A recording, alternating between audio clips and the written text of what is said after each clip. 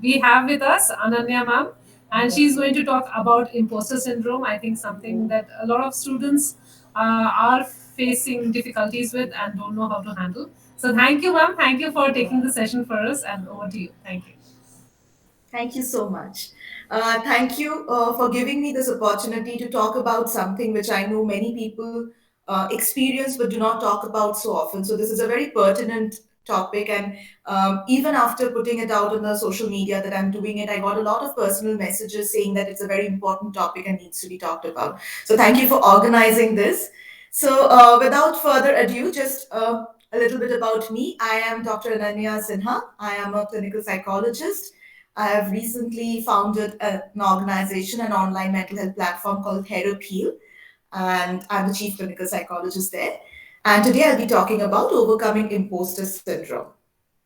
So let's start by understanding what is imposter syndrome. So I'm sure all of you have something in your mind when you have joined this webinar. So would you like to unmute yourself and let me know what you think by imposter syndrome? Anybody who would like, or you can write it in the chat box, and if somebody can read it out to me, anything coming to your mind. What do you think is imposter syndrome? Guys, feel free to use the chat box.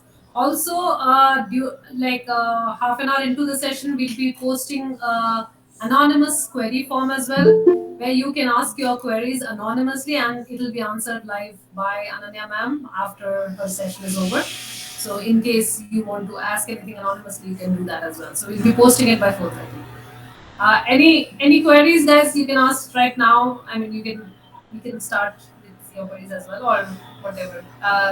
Just feel free to use the chat box. Thank you. Okay, is there anything in the chat box? I can't see the chat box. Yes, Is ma'am. anybody Feeling responding? like we are not right, and we may appear as fraud or disguised. Right. So I think the first experience of, the term was, of course, something not a term that we have grown up with, but it's probably a feeling that many of us had grown up with. The first time when I personally experienced it was probably when I was doing my research and I was constantly thinking, like, okay, am I that good enough for this? I don't know. I'm here in this premium institute and I'm doing my PhD, and am I really a good fit here? So the question will constantly bother me, that is it like I'm the good fit? And that it was so difficult at times to really shut down that voice and really focus on what exactly is happening, focus on the facts.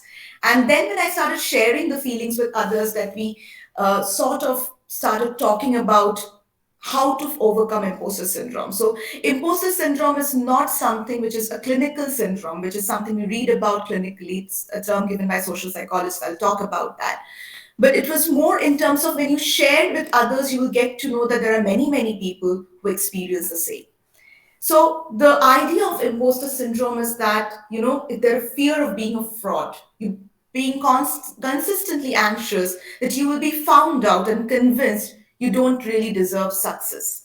So it's like when you've reached a particular point and you start feeling that, do I really deserve it? Like, do I really deserve to be here? And what if people realize that I'm not good enough? I'm just here by luck, and I don't know. I like being constantly anxious about that. So people with the propensity for perfectionism often suffer from imposter syndrome, as they constantly need to prove themselves and can never achieve the impossible task of achieving perfection. So we need to understand that this entire thing, I'm good enough, starts from the point of an expectation to be perfect. That I want to be here. This is where, like, they have an expected definition that, okay, what is perfection? If I deserve to belong to this place, these are the things I need to have. And they constantly compare. This I have to prove to myself that, okay, these are the criteria of being in this place. Am I doing it or not? And if anything, any small thing that you fail, you start feeling that, okay, maybe I'm a fraud and soon I'll be caught, and people will think that I don't deserve here. I don't deserve to be here. So, like I said, imposter syndrome is not a medical or a clinical condition. It's not something that we diagnose. There's nothing in the diagnostic criteria. But rather, it's a concept given by social psychologists in the 1970s. And it is very common in people, especially when faced with new and challenging situation and culture. So when you're transitioning, firstly, so for example, I don't know how many of you in the audience you're students, but usually when you move to, let's say, there's a dream institute that you wanted to belong to, and you go to that institute and you start feeling that I really belong here. Then you have a dream guide that you want to have, and then you constantly start questioning. Then once you move to a new job and there's a one of the jobs and companies that you have aspired to be in, and when you are going there and you're feeling that, okay, am I really a fit? Do I really deserve to be here? So it's usually when you are engaging or entering into new or challenging situations or cultures, that is when this thing starts coming in. So let's understand imposter syndrome. Like, what are the key features? What is it that people call, okay, this is what is imposter syndrome? So, first is feeling that other people have an inflated perception of your abilities. So, the first thought is they think this is what I am, but I am not that. So, they think I'm a great researcher. They think I'm a great, professional. So, if you're, but let's say you're a teacher, you say, my colleagues feel I teach amazingly well. I don't think I am that great. So, they're just having a misconception about me.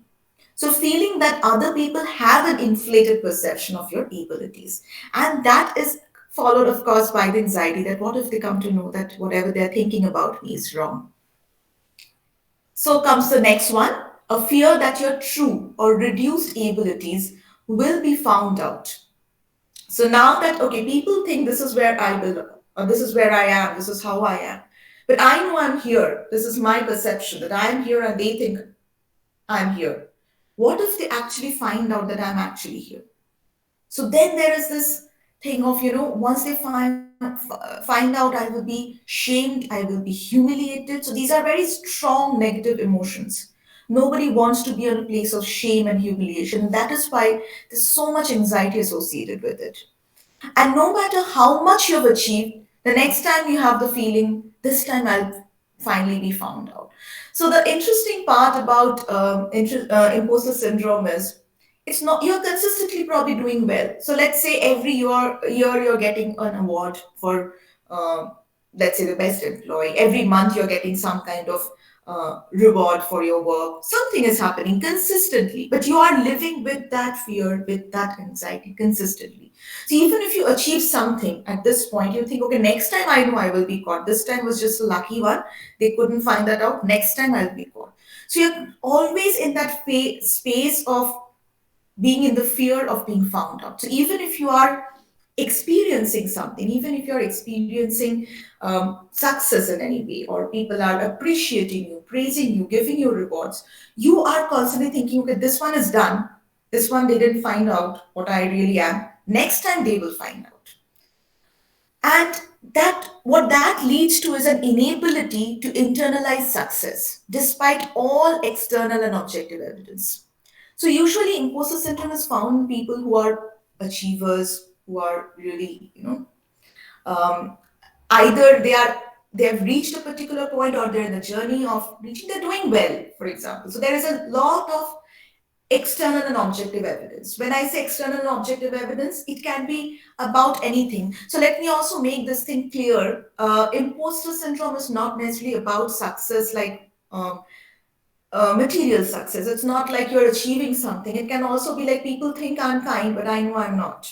People think I'm this kind of a very good hearted girl, but I know I'm not. So it can be about aspirational characteristics as well. And there can be multiple external and objective evidence for the same. So there can be things, for example, if you look at your track record, it will always show you've consistently done well. There are so many things, so many papers published, so many achievements. If you're an employee in an office, you will feel, okay, these are what my clients have told me. This is what my manager has told about me. This is the feedback thing. Consistently shown an upward growth, very good academic record. Despite that, you feel that no, I think I don't belong here. I think I'm not good enough for this place. So all the external and objective evidence, they are minimized. Something which is we call as it's a cognitive error, minimization. We tend to minimize Or there's another cognitive error called disqualifying the positive. So we tend to disqualify all the praises, all the collars, all the rewards, saying, no, no, nothing. That is probably by luck. Oh, I was just lucky that day. Oh, this person was just easy on me the other day. So the other day I was talking to one of my clients, and she initially was she was appearing for IELTS. So she was very unsure about how it will be, very anxious. So most of our sessions were focused on that. So then we completed the session one day, and then 5 minutes later, I received a message saying that I've got my IELTS marks, and it was very high. She's like, "This was unexpected. I've got this," and I, of course, congratulated her. And in the next session, she said that, I said, you must be very happy that finally got way more than what you have expected. And she was like, I think the paper was easy. I think the examiner was a little bit easy on me. And I was like, I'm not sure if IELTS is basically so subjective. It seems to be an objective kind of test. Are there like examiners who can be easy on you? She was like, I don't know. I don't think I deserve so much marks. Something must be there. So it was either my lucky day, or it was just the paper was easy. I have done so many mock tests, they were much tougher than this one.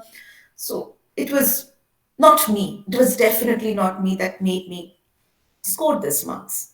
So this is what happens when you have an imposter syndrome. You have difficulty internalizing the success. It's like as if success is coming and you're deflecting and saying, no, it doesn't belong to me, it doesn't belong to me, it is because of something else. So, all success is attributed to external factors, and you're unable to accept personal responsibility for your achievements. And it's always like it's because she liked me or something happened. So, all your previous achievements are perceived as accidental, easy, or lucky. Then there are persistent anxiety about standards. So, now already you're in this position, and then as I told that there's a constant thing about not being good enough, and that is what we are now going to talk about. There's perfectionism, unable to accurately self-assess. Any constructive criticism is seen as an attack, and there's a constant comparison with others. So you are in that phase that I have to be perfect in this situation. This is what I have to be. And when it comes to self assessment, that how good I really am, that self assessment is usually inaccurate in somebody who has imposter syndrome. So it is always like, this happened because of the external factors, and all the things happen because it was me. So it's like all the success is because of external locus of control, and all the failures, perceived failures, like way you call as failures, they are all because of internal locus of control. That's me. And if by chance somebody gives you a constructive criticism, also, it seems like an attack. And more than an attack, what it feels like, I knew it. Now they're going to find out. See, I always knew. So that voice is there. And they feel that they are just going to come, and now they are trying to find out. They are now going to expose me. They are going to expose the fraud in me. That is the thought that happens. And you tend to constantly compare yourself with others. That, okay, this is what I'm doing, this is what they are doing. So they are in the same institute and this is what they are doing. I should also be doing like this. So even like, let's say you are a professor in university and your colleagues are publishing, and every week you're hearing that this colleague had published one paper and the other colleague had published another paper. And then you start feeling, oh my God, I'm not publishing any paper. Oh my God, now they will find out that I don't belong here because as a professor, I have to publish papers. So that means the anxiety becomes very, very persistent. Then there is a dread and avoidance of evaluation. So, not seeking support, delaying or avoiding submitting work, not arranging meetings with supervisors. Now, let me tell you, this particular thing is actually the most important and maintaining factor of imposter syndrome. What we do is we keep it to ourselves. So there is always like, if I share, if I talk, even if I talk about my work, if I go and ask somebody, how was my work? How was the thing? You feel, oh my God, I can't. Or if I even need help, that I think this is something I'm struggling with, I'm not sure how to go about this. I will not be able to go and ask for help from others because I might feel that I'll be caught. Now, if I go and tell them that, I don't know this one, let's say I'm doing a statistical analysis and there is some kind of regression analysis that I don't know. If I go and ask my colleague, I might feel that he or she will feel that she doesn't even know this. How can she be a professor? So, this kind of thing that you are not seeking support, whereas the reality is nobody can know everything, right? Everybody specializes in something. The more you seek out for help and support, that always makes the things better and easier. But there is an avoidance. So you don't seek support, or even if you're submitting something, let's say you've been asked to do some work, you keep on procrastinating. I'm not like people will judge me based on this, but I know I can be better than this. Right now, if they look at it, they will feel, oh my God, she's a misfit. And even any kind of evaluation meetings with your supervisor, anywhere where there is a chance of being evaluated or getting any kind of feedback, that is usually completely avoided. And along with that, of course, if you're not, we need to experience success. We need to feel and internalize success. But if you don't do it, then of course there will be low mood, withdrawal, reduced self care, minimum celebration of success. So if something is happening, I will say, oh, that's nothing. So that inability to enjoy accomplishment is always there. And along with that, there are self-sabotaging behaviors. There's procrastination. That is the major self-sabotaging behavior where so let me also let you know that procrastination is not lazy behavior. It is just pushing something that, I don't think right now I'm ready for it, but tomorrow I might be. Let's not do it now. Let's just push it further later. So if I am constantly thinking I'm not good enough now, so the automatic result will be I will keep on procrastinating as if I'm preparing for the time when I will be perfect for the situation. Very poor time management. Why poor? Not because you lack the ability to manage time, but because you're constantly anxious and you don't know how to engage, how to enter or start that particular work. Because you're thinking the moment I start it, I'll have to experience the anxiety and then I will be evaluated. So you keep on doing something else at that time and or you stretch something unnecessarily. That is how there is poor time management. Not relaxing, overstressing, so overdoing something because you're trying to prove yourself all the time, not dealing with priorities, and distracting avoidance behaviors. So these are some of the key features of imposter syndrome. And by now, I think most of you have been able to identify many a things in this list, which, or maybe relate to many a things in this list, which you might have experienced at some point of time. Now, the next question and the most pertinent question is how do we now overcome imposter syndrome? The first step of overcoming imposter syndrome is breaking the silence. So please break the silence. You don't have to keep it to yourself. I can assure you, you're not the only one. And the people around you experience imposter syndrome way more than you can imagine. So please talk to others about your concerns to help you get a sense of perspective. You are seeing yourself through one lens. You have a lens of perfection and you're comparing yourself with that lens of perfection. But maybe others are not seeing you like this. So let's say I am cooking something and I'm like, it has to taste like this, then only it is a good cook. Maybe others might find it good. So sometimes it will be very helpful to get other people's perspective and not completely follow the narrowed down unilateral perception of yours. Talk to friends, family, colleagues, peers, supporters. You just need to remember that you're not alone. And talk to anyone. You don't have to be restrictive. Okay, I can only talk to these people. Just ask that, I've been working on this. What do you feel about this? Or this is something I'm not sure how it is looking. What do you feel? Give me an honest feedback. It's very, very important to first break the silence. The second thing is separating feelings from fact. So there is something called emotional reasoning where we tend to reason something like I feel, therefore it must be true. So I'm feeling I'm not good enough here. What are the facts? What are the evidences supporting it? Are there any evidences against it? So the basic question that you need to ask is it a fact or an assumption? What am I responding to? Just because you feel you are a fraud doesn't mean you are. So there can be a feeling that I'm feeling like, oh, I'm so worthless. I'm feeling like nothing can be done. I'm feeling that this is just a horrible thing that I have written, or my assignment is really looking bad. So that's a feeling. You need to understand the feeling comes from an interpretation. So whenever there is a particular situation, we interpret the situation in a particular way. That leads to the feelings. Now, this interpretation can sometimes be erroneous, and it may not be always aligned with the facts. So we need to ask ourselves, is it a fact or an assumption? So let's give an example.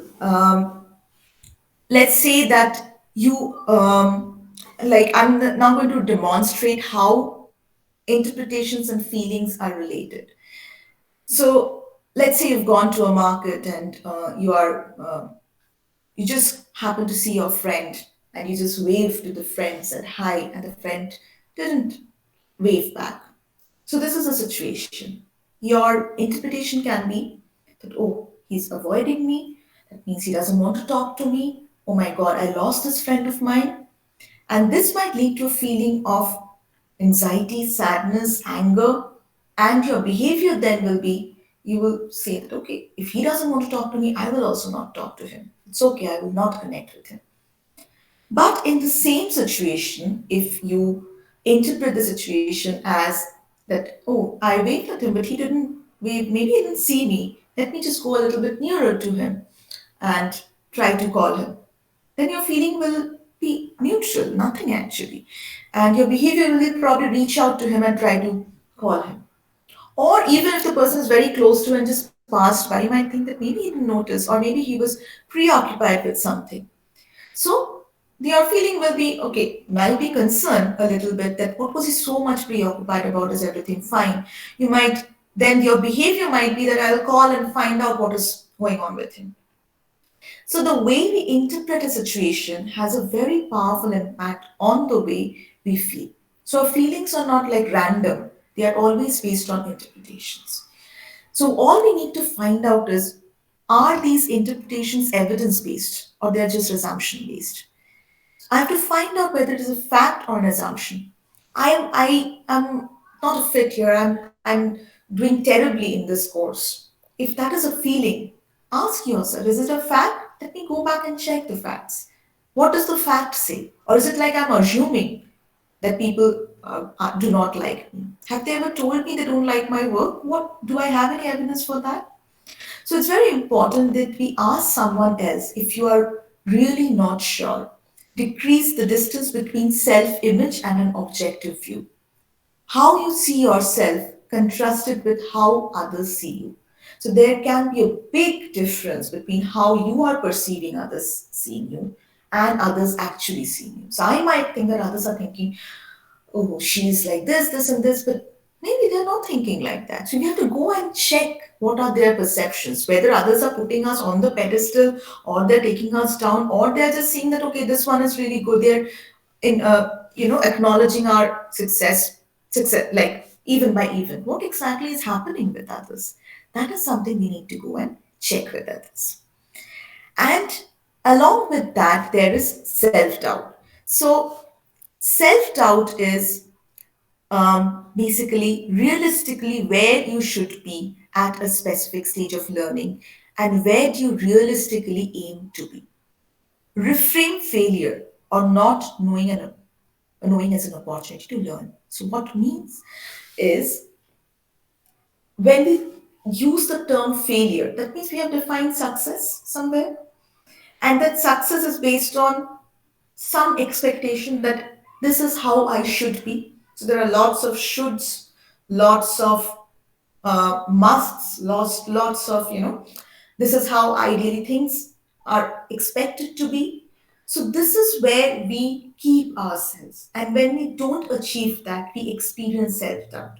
That can I really do it? Can I really achieve it? But what it mainly means here is we have to reframe failure. We have to reframe the way we look at failure. Is it really failure, or is it like I'm in the process, I'm in the journey? So I'm like, if I have to take 10 steps there, I'm 4 steps up. So I'm actually progressing.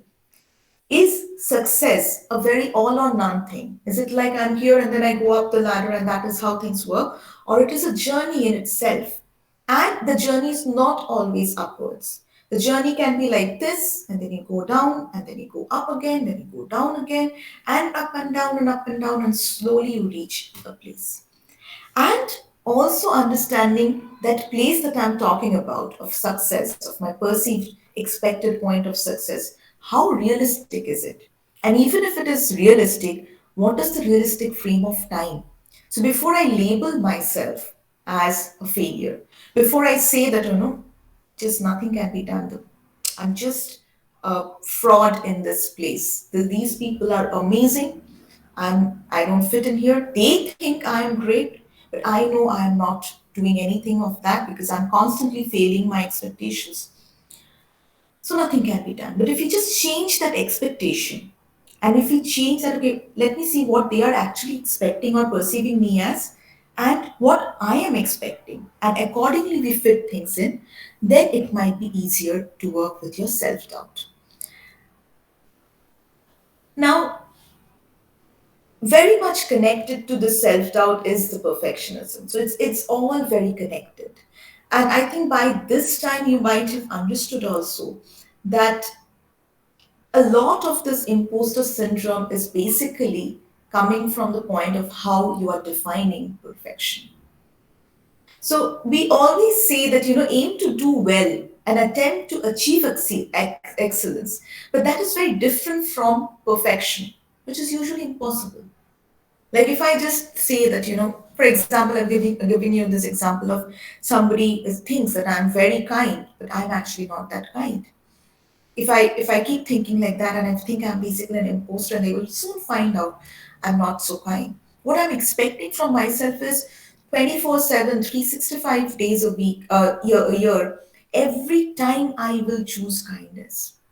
But I'm a human being. Humanly, it is not possible always to do something nice. They have emotions. I have a variety of emotions. There are times when I will not be able to do things exactly how ideally I should be doing. I have lots of physiological changes going on in my body. There are hormonal changes, so many things, environmental factors. So if I keep a goal that, I'm like, it's almost like expecting yourself to be a robot, that, okay, I'm going to be like this always. But as a human being here is almost an impossible goal. Rather, aiming to be there and aspiring to be there, trying to choose to be there, that is more of a goal that is achievable. That is where we can uh, reach most of the time. So the idea is we can aim to do well, we can aim to achieve excellence, but that is very different from perfection. We can see that I want to be there. So do a good job when it matters. But often the perfect solution for routine tasks is just to get it done. So it's not about, we always say that, okay, this is how it should be done. But all the time we cannot get it done like that. So sometimes the goal needs to be like, I have to just get it done. There are many restraints, there are time restraints, there are other people working, many other things. So we just need to get the job done. That's it. And that sometimes we need to reframe perfection and accordingly reframe failure. So try to set targets. Set targets, and uh, there is this concept of SMART goal. I don't know how many of you are aware of SMART goals. Now, this SMART is basically an acronym for goals.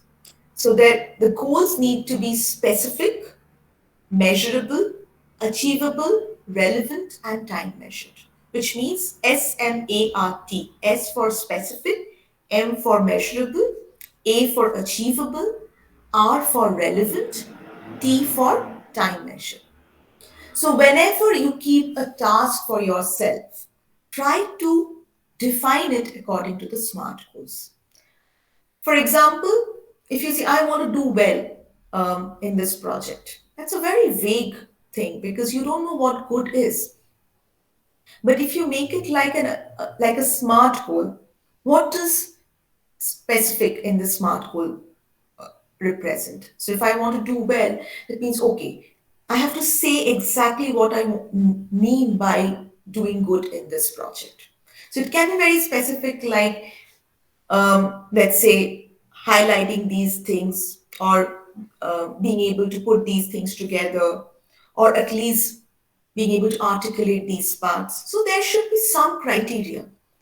The more you address vagueness in your expectations and you articulate where you want to go, be very specific, the more clarity you will get. The more clarity you will also get how unrealistic your expectation sometimes is of yourself, and how unrealistic your perception is also about you being a fraud. So start by defining a specific goal, as specific as possible. Then M, move into making it measurable. How will I know it is good or not? Something should see that, okay, this is where I want to go, and this is, I have reached that point, or is it good enough or not? So there needs to be some kind of measurable stick. It can be like, okay, if it is being marked, okay, if it is more than 7 or something, then probably that is good. Or if I get a feedback of this, then that is good. Or you go and test out the thing and see whether it's working or not, then that is good. Of course, it differs every situation to situation. It just differs. So make it measurable. Like, okay, I know this means this and this means this. A is for achievable. And I'm sure all of you must have understood that this is probably one of the most important aspect of fighting imposter syndrome, that it has to be achievable. If you're keeping a goal that tomorrow I will do this, whereas that is something, a goal that should be kept 10 years later, then it is not achievable, right? If you say tomorrow, okay, I'm going to write a book by tomorrow, or sometimes, like I'm assuming there are students here, so sometimes it might be like, okay, in 2 months' time, I will publish a paper. It is not achievable. You cannot publish a paper in 2 months' time. And if you do it, it will not be actually a good paper. So you need to know that is it really achievable in this time frame. You ask yourself, you ask others, and then put a goal. And then make the thing relevant. The goal that you're keeping, is it really relevant? Sometimes we engage in activities which are not relevant. So, I being a good student here, I don't like, I'm not an imposter, but I'm actually a good student who belongs to this place. Sometimes we engage in irrelevant activities which are not required. So we need to ask that this thing, is it aligned with my greater goal? Is it actually relevant to my greater goal or not? And finally, it has to be time measured. So whatever you're doing, if you're saying that whether it's achievable or not, of course it is aligned with time. So if I say that 2 months a paper, journal paper, is it achievable? Probably the answer will be no. What, 6 months? We can try. 1 year? Possible. Yes. So we have to keep the time frame also in mind. And when we are setting goals, maybe you can set the goals according to the time. So if you're not saying, okay, publish the paper in 2 months, what kind of goal can you set for 2 months? That I will, let's say, write down the basic, I'll do the analysis in 2 months. That is doable. So try, whenever you're having a particular goal, try to break the goal into a smart goal, because the more you set yourself for, the tasks you set yourself in that smart goal format, you will be able to manage your imposter syndrome. So everything has to be realistic and flexible. So rigidity with standards do not help. Rigidity with something that this is exactly where I have to be, I cannot be anything lesser than that, doesn't help. That means we are not acknowledging that environment has also certain things to give to us. There are other factors which we need to adapt to. If we are always rigid, what we are doing is we are denying the environmental factors. We are denying what the environment can do to us. So, these are some of the ways by which you can overcome imposter syndrome. So, now I have been talking a lot all this time. I would like you to do a few exercises now so that you can understand how to go about it. What I'm showing here is um, it's taken from a workbook where research students are helped to overcome imposter syndrome. So you might find the term research pretty much in these activities, but I do not want you to only limit yourself to any particular area. First, before we move into this, I would like you to just take a 30 seconds break and think of the last time you experienced imposter syndrome or you felt like an imposter and write that down. And then we will go one by one into trying to see how we can overcome it. So let's take a 30 seconds break. And if you have any questions till then, you can always, I guess you already got the anonymous question thing. And of course, you can write in the chat box as well. So just write down what are the places where you feel like an imposter.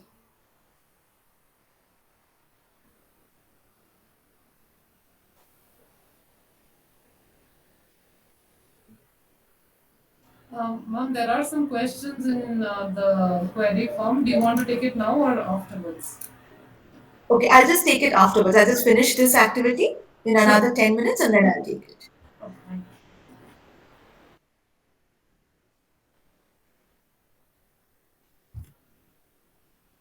Okay. So I guess all of you had noted down the areas where you have felt like an imposter. So first activity is to understand the impact of language.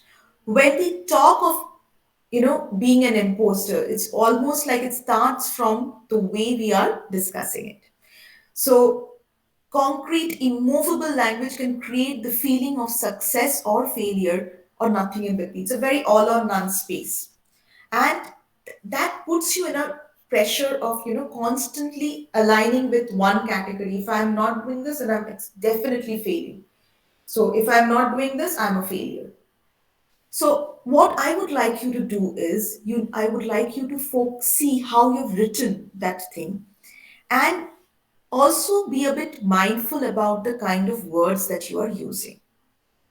If you're using things like should, I should be doing this, this must be the way of being a student here. I will have to prove myself to my supervisors. I will do it for sure. This is what I'm here for. I will do it for sure. Try to instead use terms like it would be good if I can do this. I aspire to be there. It would be good if I can reach this point. Must can be something like I would like to do this. I would like to see myself in this position. I would like to complete the project in this way. Or I have the opportunity to. Instead of I have to do it, I have the opportunity to do it this way. Instead of say I will do it for sure, say I will try to do as much as possible. So, what these simple changes in language, what this is doing is it is sort of reducing the pressure that I have to. That pressure is gone. You're no longer in the black and white zone. You're slowly coming in the gray zone. So, whatever you've written, if you have used any of these words, should, must, have to, or will, try to just replace it with either would be good if or would like to or have the opportunity to or will try and just say it in your mind once and see how it feels. I'll take a few seconds break, just do it, and then we will move on to the next one.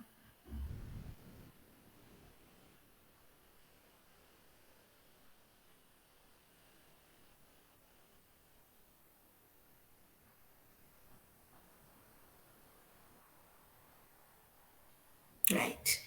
I hope you have done it. You can always write about your feelings in the chat box. Then we move to the next one. The next one is about how you are perceiving failure. So just think of a recent situation. So the one which you have probably noted down may be a situation where you perceived yourself as a failure. Now you try to find out the benefits and the values of these experiences from both practical stances as well as a personal perspective. So, whatever you perceived as a failure, that okay, I could not submit it on time, or this thing came back to me and these kind of feedback was given to me, so I failed, or I fumbled a bit in the situation. I should have done this in this way, so I fumbled, I thought about it, I forgot about it.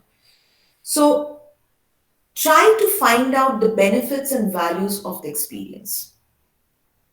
Anything. Just try to find out if there are things which helped you in any way. And something as simple, like for example, if I cannot remember something, one of the benefit or value can also be in the personal domain can be to remind you that I'm a human being. I will forget. I cannot remember everything.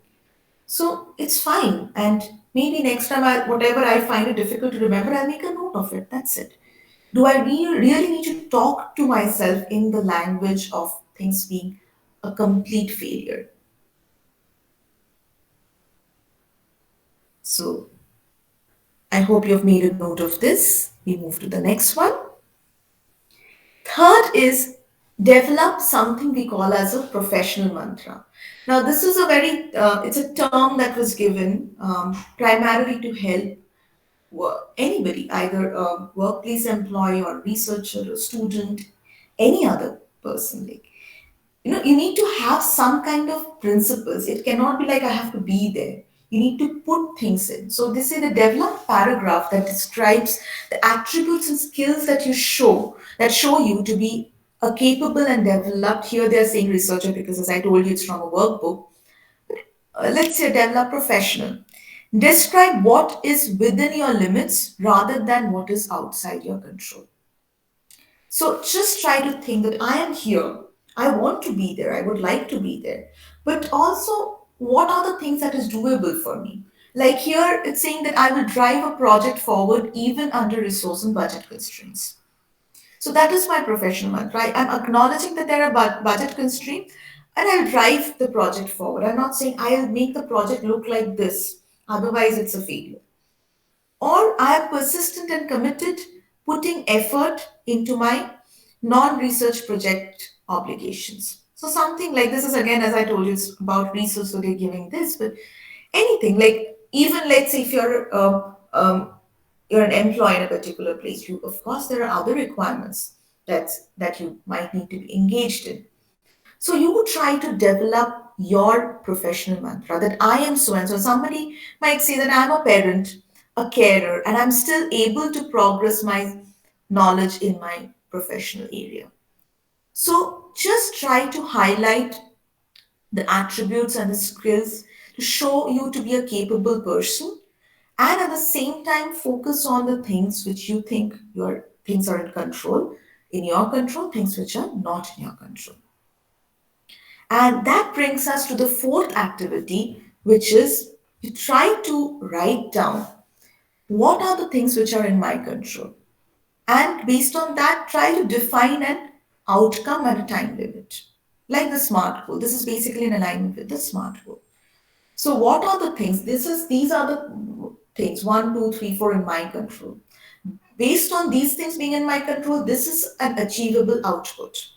And it can be done in this time. At the same time, you work on the elements out of your control, the elements which you cannot control. And with these things, and I think this is probably the more important one than the previous one, that I know there are things which are not in my control. Despite knowing that, what good enough looks like. If I'm saying I need to be good enough, I know these are the things I can't control, then how am I defining good enough? Then how am I defining that, these are the things if I do, I belong to this place, otherwise I don't belong to this place. And for that, also give a time limit. See that, okay, in this time, if I can do this, that seems like good enough.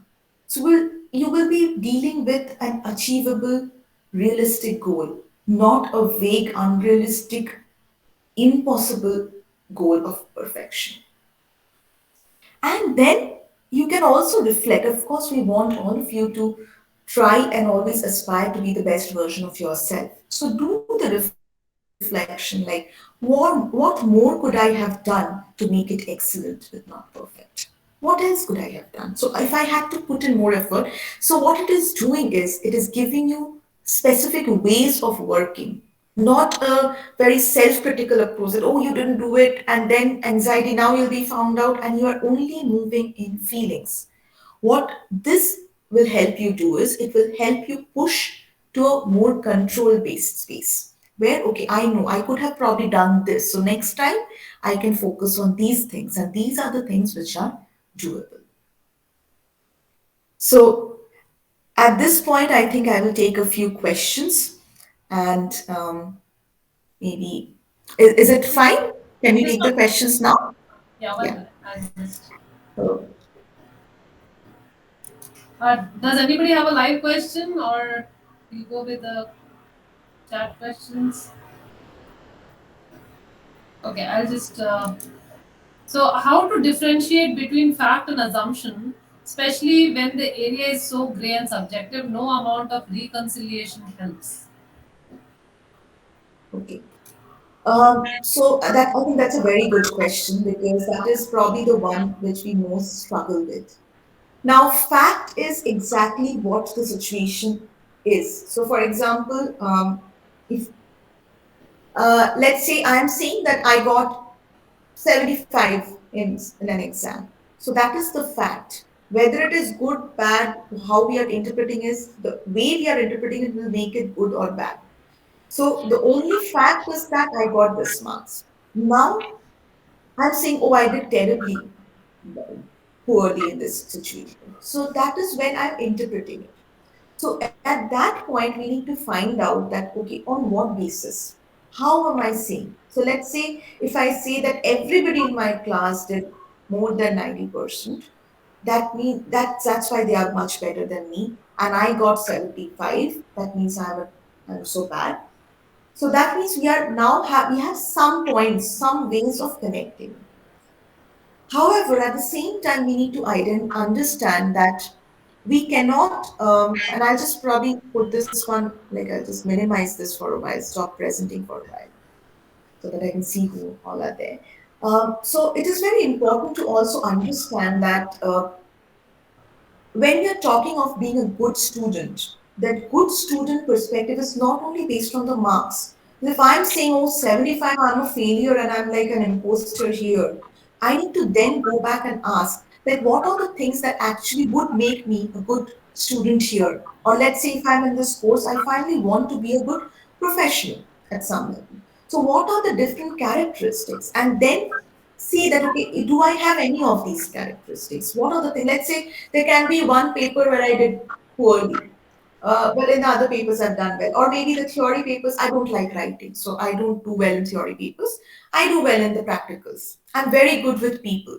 So I remember I had one of my very close friends. She was excellent when it came to being in the class. She was excellent. Like she would always be very thoughtful. When it came to her exam, she would always score like 60, 58, and 55, 50. And we would go back and say that, what is wrong? Why don't you? It's like, you are so good. We always feel that you will get more than 90, and why do you get stuck here? And she's like, I don't know. Maybe I'm like always trying to write the perfect thing and spend a lot of time in writing that I lose time, I can't finish my paper. So I'm sure she had a lot of feel, if not imposter, but at least low self-esteem at that time. But later, once she, because her skills of understanding, she was also a psychologist, and her skills were so good in terms of navigating through sessions, she ended up being a wonderful professional. So sometimes we are too harsh on ourselves, and at the same time, we probably limit ourselves to um, things like, this is the only way by which I can define my success, that I'm good. If we just question that, why is this the only way? Why not anything else? Is there any other way? And then we stretch it. Then actually, what we are doing is we are acknowledging the gray area because it is gray. We are trying to say that it is gray. We are trying to say that it is not black and white. And the moment you acknowledge the gray area, you'll also see yourself in that zone of being good in certain things, not so good in certain things, bad in certain things, but being uniquely your own way, not in those categories. Thank you for that, ma'am. The next question: how to break cycles, especially when the routine is in cycles? Especially when the sorry. When the routine is in cycles. I think Okay, we are not I'm there quite in daily routine, maybe like daily routine. Yeah, Okay. I I'm think not so. sure what kind of cycle they're asking about. Whoever has asked the question, I'm not sure if, like, I'll try to answer, but I'm not very sure what is the cycle that you're talking about. So, if I'm understanding the cycle is about what kind of work you engage in, if that is the kind of cycle you're talking about, then, or is it like the criticism cycle? Yes, I think so. I think it's more like how can you break the cycle of you feeling like an imposter when your routine has when it's like a like for every time that a task comes. I mean that's my Okay. interpretation of this because Okay, I I'm think also trying to understand and respond, but I'm not very sure if I'm responding correctly because the question to me is not very clear. But so what happens is when we talk of this cycle, it's more like it starts from, let's say I enter into a place, let's say an esteemed institution. So at the point of starting this process is already have set things that people here are like this. Everybody is like, and we have these very inflated perception like people are, they know everything, they can handle any difficult, like I will tell, speak for maybe our institution, like any difficult case that comes, anything that happens, we know if you are in this place, everything will be resolved. But once you go in the institution, we know that we are all humans there, right? We are all trying to make the best of the situation. But the first point of the cycle is the expectation you have from the institution. Then your perception of yourself. Then you enter is you have a tendency to say that, okay, this is where I am. And a lot of your successes are attributed to external factors, and a lot of the failures is attributed to your internal factors. So when something is happening, something good is happening, you're not reinforcing that. You're not saying that, oh, this is me. And as a human being, we all need reinforcement for a particular behavior to be established. So we are not learning because I'm not acknowledging, recognizing, rewarding my contribution in it. So we are not learning that it is me. So I'm not learning to be compassionate, kind towards myself. I'm learning to be critical because I'm just saying that, oh, you did not do this. This was bad because you did these things. So, if you really want to break the cycle, I think the first thing is to start by acknowledging your success as your success. You must have done something right for which people are saying you're good, or if you have an amazing track record, everything cannot be by luck. Everything cannot be that, okay, something, some easy day, some lucky day, some easygoing teacher. It cannot be like that. So we need to first ask, okay, if some people are saying it is good, of course I've said something, I've done something which is good enough. So first, breaking the cycle is about really acknowledging what the things that I've done good. So change the locus of control. If the success is right, try to find out how I had contributed. Be more accepting towards the positives. And when it comes to the failures, then you try to find out what are the other factors, external factors, which are probably responsible. So change that pattern. Success also has a mix of internal and external factors.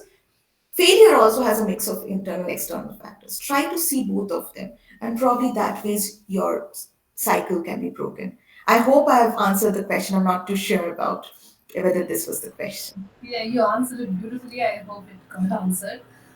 Next question. To avoid external pressure, I interaction and try to concentrate on my goal, but on the contrary, I feel less confident interacting and feel that without reaching my goal, I am not good enough. How to counter that guilt feeling? Okay, can you also paste this one? Huh? I Yeah, sure. just you have to avoid external pressure. Try to avoid interaction. Yeah, to concentrate, but on the contrary. So I was So when you say avoid interaction, actually, that's why I just paused my presentation for a while. I'll go back to my presentation a bit. Maybe that will help you understand this thing. So this is probably the last slide that I'll show. It is very, very important to understand that not interacting is not the way out. What happens is when we don't interact, we are avoiding getting any kind of feedback, or we are avoiding evaluation, we are avoiding spaces where we can get people will see us and know us. And avoidance maintains anxiety. Anything, the moment we are avoiding, you know that you are only feeding your anxiety or only making your anxiety stronger and making it believe, this is where it is. So this doesn't help. Instead, you can try doing this particular activity. This activity is, again, I'll try to read it out without the research part in it. So this is about gathering feedback. So write down three elements of your activity which you are talking about, which you believe you are not good enough. Write it down and why you think you are not good enough. And then ask for some evidence of other people's perspective. So you need to understand, you just say that, this is what I did. I wrote this thing and I felt like this. What do you think? Is it how it is sounding like? And you write down, you take feedback from three people. And once you take down that feedback, you will get to understand that different people have different opinions. That will help you also know that people are not that scary, or people's feedback are not that scary. It's not such an unsafe place to be in. It is a safe place to be in. It is somewhere where you are, you can just go and explore.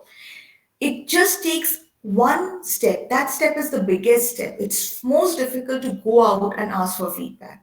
So I acknowledge that. And you also should acknowledge that it is going to be difficult. It's not like a cakewalk. But at the same time, if you can go and ask, you connect with people, don't withdraw, don't keep to yourself, don't avoid your calls. Just take one thing and see, take all these as a behavioral experiment.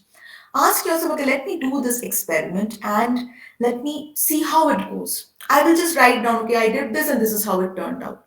So let me do like this instead of having a lot of expectation. The more you connect with people, hear from people's perspective, you will know that your opinion of yourself may be a bit skewed and maybe a bit rigid. So please do not cut off connections. Instead, reach out as much as possible. Right? Thank you. Yes, thank Any you. other question? Uh, Not in the form, ma'am. Anybody, if you have any questions, please feel free to unmute yourself or even put it in chat. Thank you.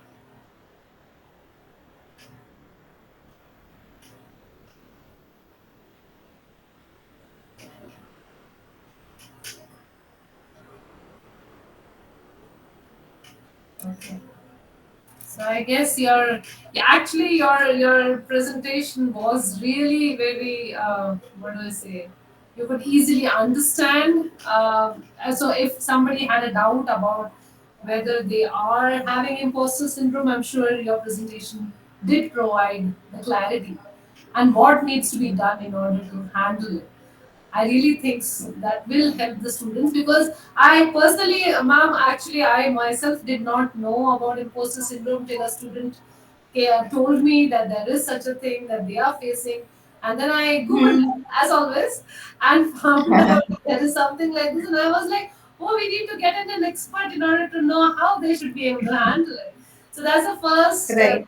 that was the first time I actually heard about something like this.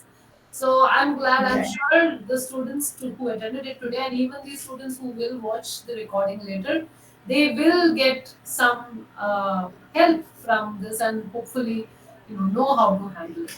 So I'm Thank beginning you to so your much. activity as well. So thank you, ma'am. Thank you so much for your wonderful presentation. Thank you so much. Thank you very much again for giving me this opportunity. And I think this is just the beginning. This is just a very introductory way of at least acknowledging that this is something which can be dealt with. And I know for a fact that there are many people who experience this. I also had that. So that's why I started with my story. And at the same time, sometimes this can be very debilitating, it can be distressing. So if you think you are not being able to handle it by yourself, please reach out to a professional.